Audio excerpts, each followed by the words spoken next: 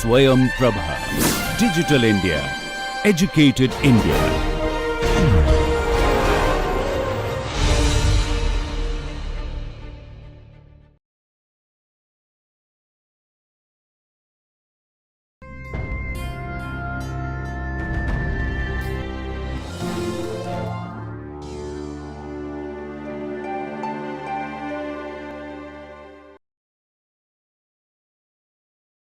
Welcome to class.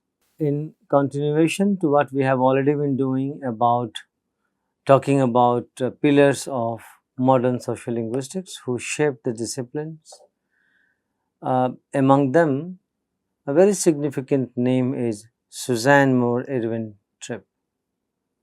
So we are going to talk about Suzanne Ervin Tripp today in our lecture. See, the reason for bringing her in this galaxy of scholars who shaped the discipline is her original and major contribution in understanding language development among children, linguistic forms, their usages, patterns of usages, and linguistic development stages of children, bilingual children to be precise. She is also credited for, contributing in understanding the complex notions of coordinate bilingualism and compound bilingualism. She herself worked on her PhD thesis on verbal behavior of bilinguals, French children in the United States. Apart from that, she worked in various disciplines. Various areas and major themes like sociolinguistics, psycholinguistics, ethnolinguistics, gender issues, and a very significant contribution in pragmatics and understanding of language. So, her major contribution, path-breaking research, and also she was one who brought new technology and techniques of researching in the field back in 1950s and 60s. So, Suzanne Ervin Tripp has been a significant contributor and a very solid, important pillar in shaping the discipline of social linguistics, and it's important to bring her in this fold. So, today we are going to talk about Suzanne Ervin Tripp. Suzanne Ervin Tripp was born in 1927. Her research in psycholinguistics and sociolinguistics focused on relation between language use and the development of linguistic forms, especially the developmental changes and the structure of interpretation, interpersonal talk among children. If you look at her illustrious journey, full of accomplishment, I will just mention a few milestones in her journey as a linguist, as a psychologist, as a social linguist, and as a person in pragmatics. Suzanne was born on June 29, 1927 in Minneapolis, Minnesota. A founding leader in the field of psycholinguistics and social linguistics, she died on November 13, 2018 at the age of 91 in Oakland, California. After graduating from Vassar in 1949 in art history, she began her doctoral studies in social psychology at the University of Michigan, earning her PhD degree in 1955. In her PhD, she worked on the verbal behavior of bilinguals, the effect of language of report upon the thematic appreciation test storage of adult French bilinguals. In 1958, she was offered a visiting assistant professorship at University of California, Berkeley, and drove there alone from Cambridge, Massachusetts, in ramber convertible, camping in fields and abandoned farmhouses along the way during her research. In 1975, Ervin Tripp secured a faculty position in the psychology department where she focused on early language development in mono and bilingual children. Her major research focused on child language acquisition and bilingual linguals among children. She made deep impact to the field of linguistics, psychology, child development, sociology, anthropology, rhetoric, and women's studies. She was a doctoral advisor of Daniel Kahneman, who was a Nobel laureate who won Nobel Prize in 2002. If you look at her major research, beginning with her doctoral research on French-English bilinguals and continuing with a study of Japanese war brides, Ervin Tripp revealed differences in values and orientation within a single individual depending on the language being spoken. Her early child language research focused on acquisition of phonology and grammar, again comparing children learning different types of languages. In 1950s, she pioneered in tape recording children's interaction with parents in their homes, transcribing and coding speech for computer-aided analysis in an era when one had to devise search programs and deal with punched cards and voluminous printouts. So she was the one who brought this technology in data collection and used tape recorders to record the conversation between children and parents. And mind you, it was 1950s. In 1970s, she brought the first available video camera into homes and preschools to add patterns of activity and gauge directions to studies of language in discourse. So, bringing in tape recorders and tape recording the conversation of parents and children to videotaping the activities in school, preschool children, among preschool children, was a huge leap in integrating technology into research. And Ervin Tripp was the very few researchers in the field who used technology so early and so effectively.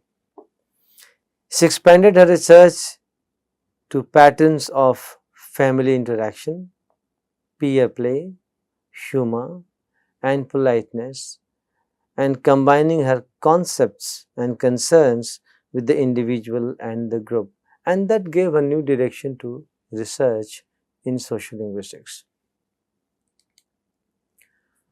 All of these innovations led to new format for transcribing data of multi-personal interaction, and this window into everyday communication contributed to the development of a new field of social linguistics, extending study of the adult child died to the family and extending dialogue to multi-party interactive discourse. Social linguistics went beyond parent-child dialogue into the pragmatics of communication, and she published prolifically in this area as well. In 1975, Ervin Tripp secured a faculty position in psychology department. Among other honors, she received a Guggenheim Fellowship in 1974 and a Cattell Fellowship in Psychology in 1985. She was also a dedicated research psychologist in the Institute of Human Development and the Institute of Cognitive and Brain Sciences. In 2000, she served as president of the International Pragmatic Association. So, this is such an illustrious journey of a psycholinguist. You call her a social linguist, you call her a psychologist, you call her a cognitive psychologist, or a person who was very effectively and significantly contributing into gender issues and empowerment of women. If you look at major works, because she has prolifically published in bilingualism, in first or second language acquisition, in the areas like psycholinguistics, in the areas like social linguistics, in the areas like pragmatics, humor. So, a variety of work she carried out, and very innovative in her data collection, very innovative in her transcription and analysis of the data, very innovative in designing experiments. Some of the major publications of Suzanne Ervin Tripp, though the publication list is very long, a very few of them are mentioned here just to give a glimpse of a kind of work she did, because more than 40 publications in language acquisition alone, more than 50 publications, 60 publications in pragmatics alone. So, huge publication trajectory of Ervin Suzanne Tramp, but here Suzanne Ervin Tramp Tripp, but here we will refer to only select major works of Ervin Tripp, and that is an analysis of the interaction of language, topic and listener. It was published in 1964. Another major publication is Sociolinguistics, Advances in Experimental Social Psychology, that was published in 1969. On sociolinguistic rules, alternations and co-occurrence, directions in sociolinguistics, published in 1972. Yet another very important publication came in 1974. Its second language learning like the first. That was a major publication that had implications for further research, and people appreciated this work, and she drew a lot of attention and appreciation for that. In 1976, very important publication, its syllabi there, the structure of some American English detectives. In 1977, another important work published named Wait for Me, Roller Skate. It was a very deep account of child discourse. In 1999, yet another important publication came out, and that was the development of discourse marker in peer interaction. And this list is not exhaustive. She has more than 200 publications to her credit. If you look at the honors she received, awards she received, fellowships she received, this list is very long. Among them, a few notable honors and fellowships she received was Margaret Floy Washburn Fellow in 1949-50, Social Science Research Council Fellowship in 1953 to 1955, Guggenheim Fellowship 1974-75. She was Fellow of Center for Advanced Studies in Behavioral Sciences from 1974 to 75. She received NS China Delegation in Applied Linguistics 1977, US-France Scientific Exchange Fulbright Fellow, European Science Foundation Project on Second Language in Migrant Workers in 1985-86, Cattle Fellowship in 1985-86, University of California, Berkeley Faculty Research Lecture in 1994. She became President of International Pragmatic Associations in 2000. These are some select honors she received in her career. Now we have been talking about bilingualism. Though we have a detailed video on bilingualism, series of lectures on bilingualism, you can go through those lectures to understand more on bilingualism. But let me quickly draw your attention towards this phenomena, and also the two phenomena, coordinate and compound bilingualism, where Suzanne Ervin Tripp made a significant contribution. The basic idea I will just present in a very brief here. Bilingualism, or more generally multilingualism, bi means two. So, if the speaker has access to two linguistic codes, is the phenomenon of speaking and understanding two or more languages. The term can refer to individual bilingualism, as well as to the entire social group. It can be called social bilingualism. And Suzanne Ervin Tripp, while working on French bilingual adults, made a significant contribution in understanding the phenomena. And what is that phenomena? What is compound bilingualism? In compound bilinguals, two sets of linguistic codes are stored in one meaning unit. That is, they have one system of meaning for words which is used for both L1 and L2. So, if you look at the semantic component of this, you hardly find any difference. So, in that sense, this compound bilinguals have native-like competence in both the languages, where the semantic system is unified and one. So, they have, for one concept, they have two different linguistic structures, two different words. So, words are different in two different codes, but the meaning or the semantic component remains the same.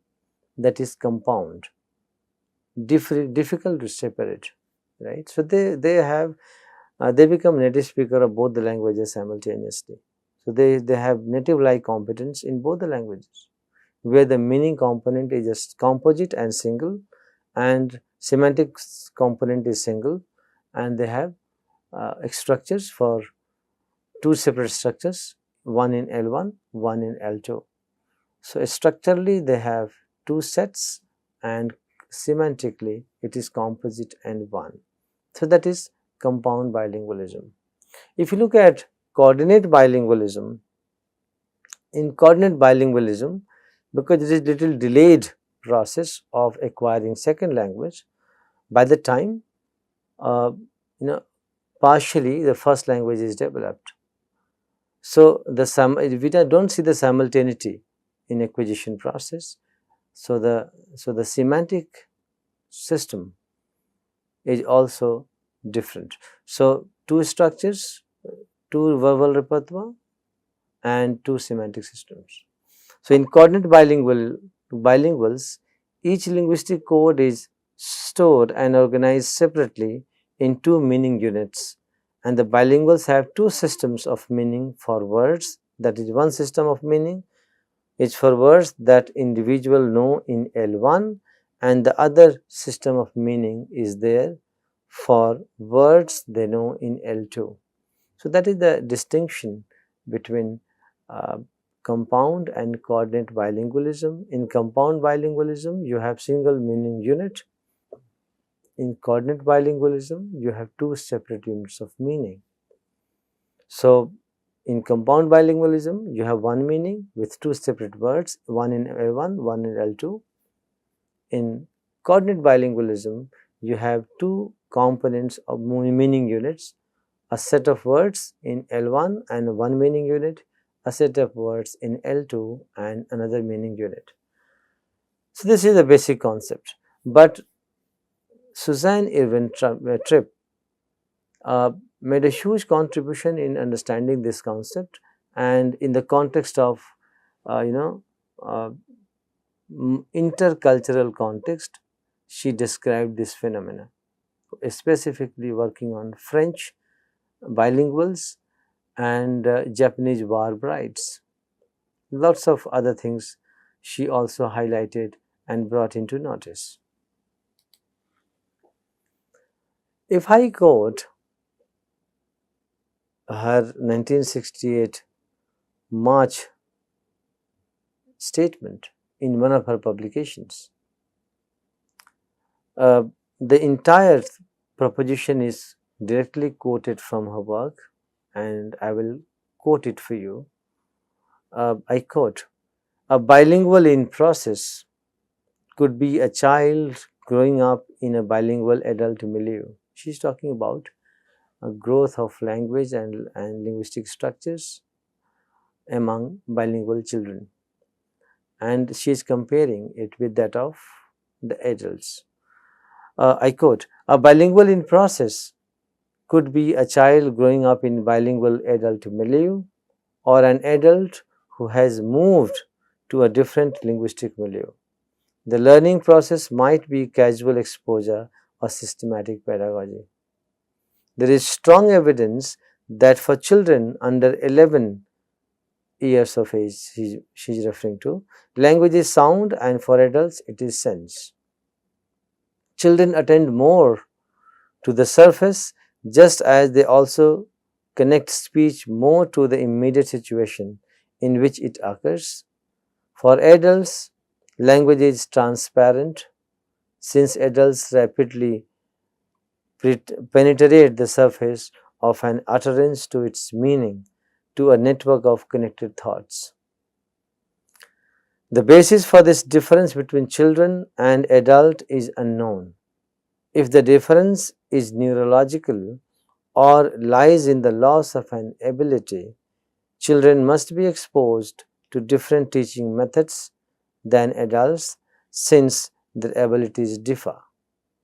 If the difference in behavior is a consequence of shift of set or attention, or the result of adults' greater richness and skill in semantic association, the pedagogical implications are quite different." This is what she talks about while talking about becoming a bilingual. If you look at the contribution of Suzanne Ervin Tripp in shaping this discipline, it dates back to early 50s and continues up to 21st century.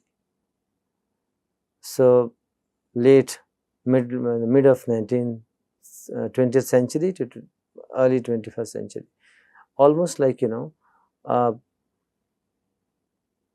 6 decades of dedicated research and work in the fields of psycholinguistics, sociolinguistics, pragmatics, and specifically bilingual children and bilingual adults. So, the reason for bringing in Suzanne Ervin Tripp to this fold, which is of galaxy of scholars who shaped the discipline, is the rich trajectory of her research that contributed in understanding major themes on the interface of psychology and linguistics. So she is sociologist in her sociolinguist, as well as a psycholinguist in her own right. We will continue our discussion on other scholars and researchers and contributors who contributed in shaping this discipline in our subsequent lectures and videos. So keep tuned in. And this is it for now. Thank you very much.